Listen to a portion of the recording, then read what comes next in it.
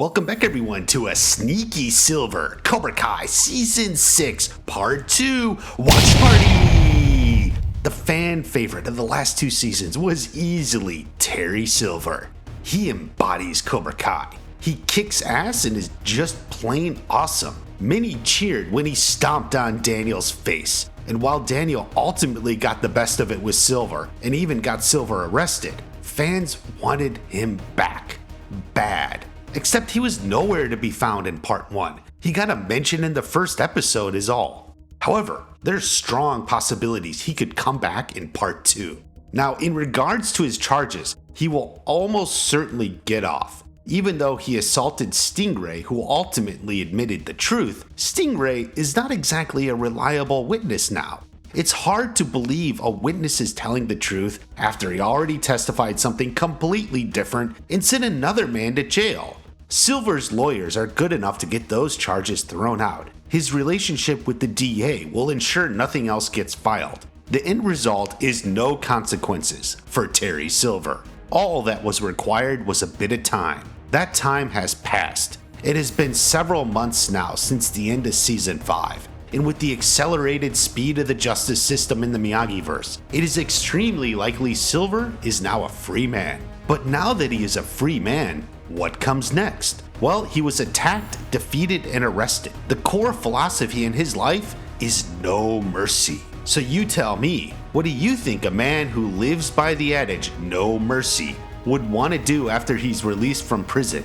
Yeah, he is out for revenge. But that doesn't mean he's gonna be busting down doors and kicking asses. Silver is going for revenge in a different way. Plus, he had qualified for the Sekai Taikai and had that taken from him. The Sekai Taikai was his dream, not hers, and it certainly wasn't Kreese's. But just because he lost his dojo and entrance spot doesn't mean he has to lose his chance at winning it all. Terry Silver, like most billionaires, can do what they always do when coming up short: buy it. For example, Jeff Bezos bought Whole Foods to get respectability and brand quality. Terry Silver can swoop in and buy a dojo that's going to the tournament and push his dreams that way. Except that's all a little fanciful, and I don't generally support large off-screen conspiracies. The tournament was starting at the end of Part 1, and for that to be true, Terry Silver had to be pulling the strings even earlier to line all that up. That is probably the biggest argument against all this. Could Terry Silver buy or become a benefactor of a dojo while dealing with his legal troubles? That seems sketchy. Plus, I don't think he could have done all this in like 2 weeks. There is the possibility he had prior arrangements or people working on it beforehand. That would actually be consistent with his character. The biggest key is what he told Tori when she confronted him about the paid-off referee. It was an insurance policy. You still won the fight. You see, like most super elite, Terry Silver always takes out an insurance policy. He even took out an insurance policy again with the referees in the Sekai Taikai qualifier. But here's an interesting question. Would Terry Silver take out an insurance policy on an insurance policy? Would he have gap insurance, so to speak? He was doing everything to get Cobra Kai qualified, but he knew once he got there, he would face the greatest dojos in the world. Imagine what would happen if they did qualify. Their students would be led by Tori, Kenny, Devin, and Kyler. Then throw in maybe Edwin and how about Big Red? What? That's hardly a team to take on the world's best. So obviously, Terry Silver would do what he knows how to do. Find a couple of top guns for hire. Karate's bad boy. Mike Barnes. It's very likely he was already doing that search back in Season 5, while they were still trying to qualify. He would likely start with some of the top students of the previous year. That could lead him to Axel and Zara.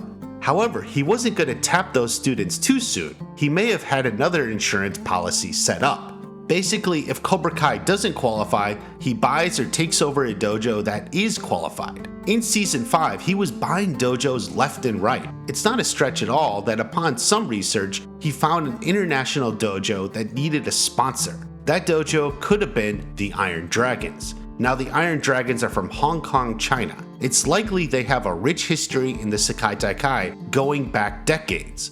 If Terry Silver were looking for a top dojo at the Sekai Taikai, that is probably the one dojo that would come up. Let's just say they are the Mike Barnes of karate dojos. However, we learned in episode 3 that recent winners were from Europe. That implies the Iron Dragons were in a bit of a slump. They weren't doing as well. Thus, as Terry Silver recruits the top fighters, maybe he recruited the top male and female from last year and added them to the Iron Dragons.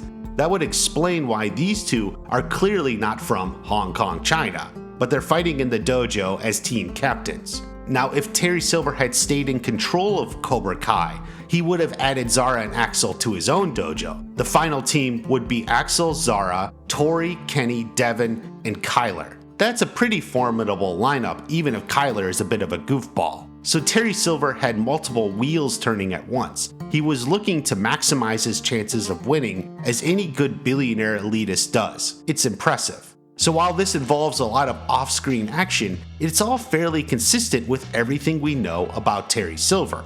He will hire the best possible fighters. He will take out any insurance policy needed to make sure he wins. There's at least one piece of outside evidence that this is what's happening.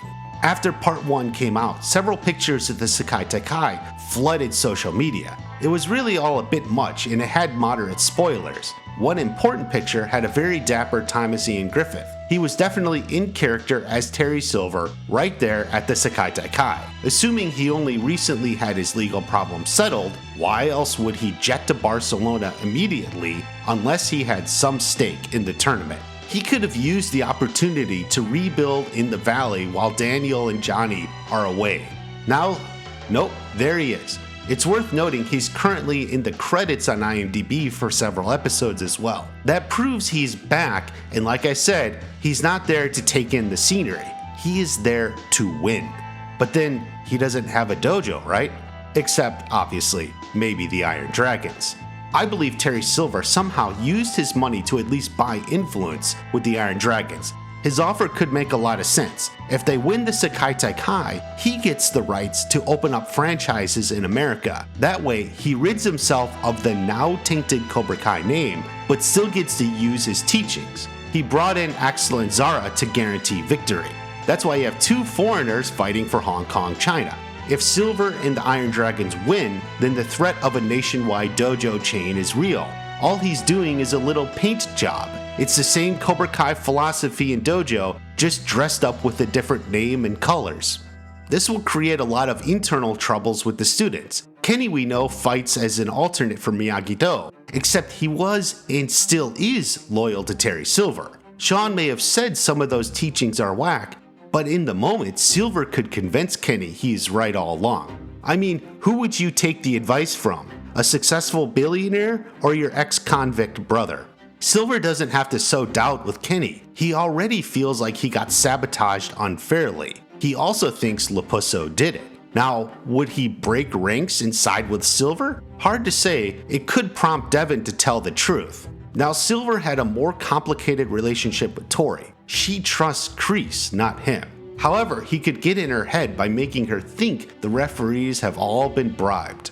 I'll assume the refs for such a prestigious tournament are incorruptible, but she doesn't know that. The lack of focus could cost her some key points in fights against Zara or anyone else. The point is, when Terry Silver enters the room, all focus is on him. He dominates the scene. He will leave no angle unturned, using money, manipulation, karate, anything to get what he wants. He needs the Iron Dragons to win so he can open up his franchise dojos in America with the marketing push that they are world champions. Just because he was defeated once doesn't mean he gives up. He learned to keep fighting and go on. Never give up, never give in. When you have the talent and ability, you keep going until you prevail. While many think Sensei Wolf could be the big boss this time around, especially for Johnny, I think Terry Silver still has a larger role to play. And as expected, he will be showing no mercy. Check out the Party Time shirts in my spring store, link just below. They're really awesome.